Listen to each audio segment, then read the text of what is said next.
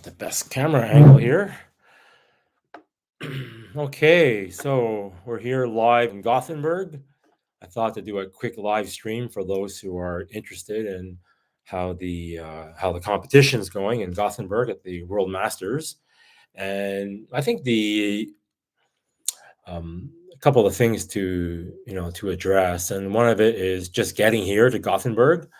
I think when the meet is in Europe, we do get thousands of competitors, and when it's elsewhere around the world you don't get as many Europeans. So we have over 8,000 entries here, across the 10, 12 age groups, both men and women.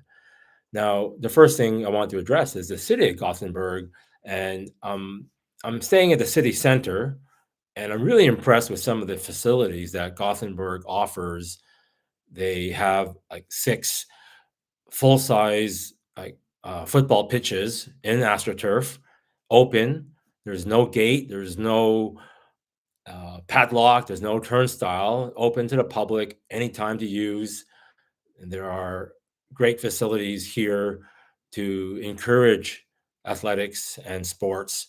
And the beauty is that there's a nice 2 lane or 3 lane 100-meter Mondo track right next to these football pitches.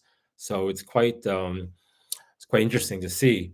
Of course, there is the 3 tracks that the event is being held at. But if you're staying in the city center, regardless of now or later, you can just simply go and do your workout, do your track workout.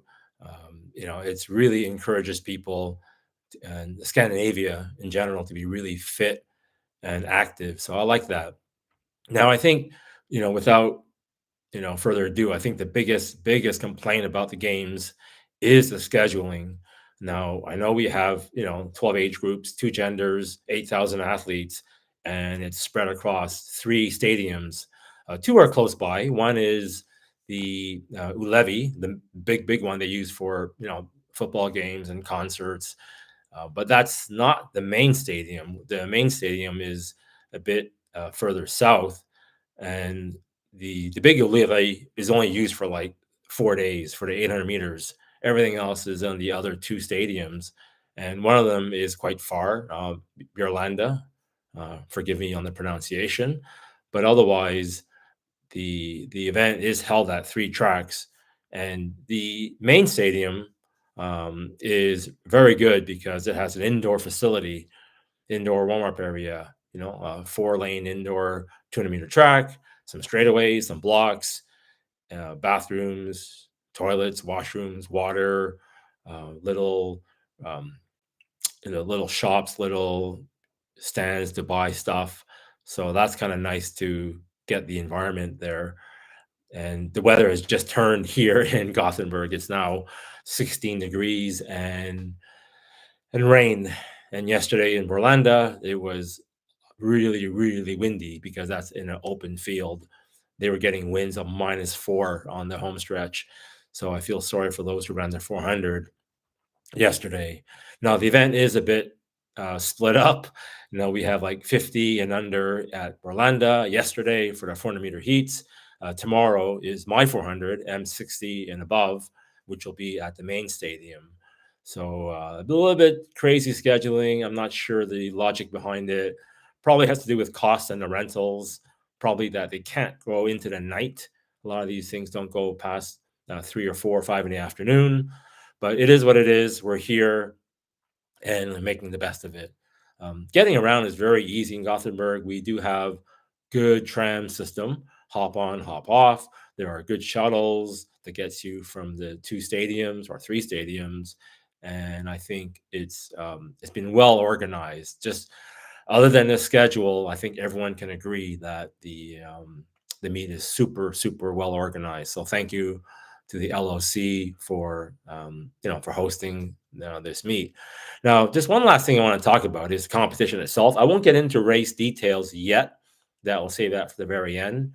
The hundreds and 200s have already passed, so that is that we'll discuss that in the end of the competition.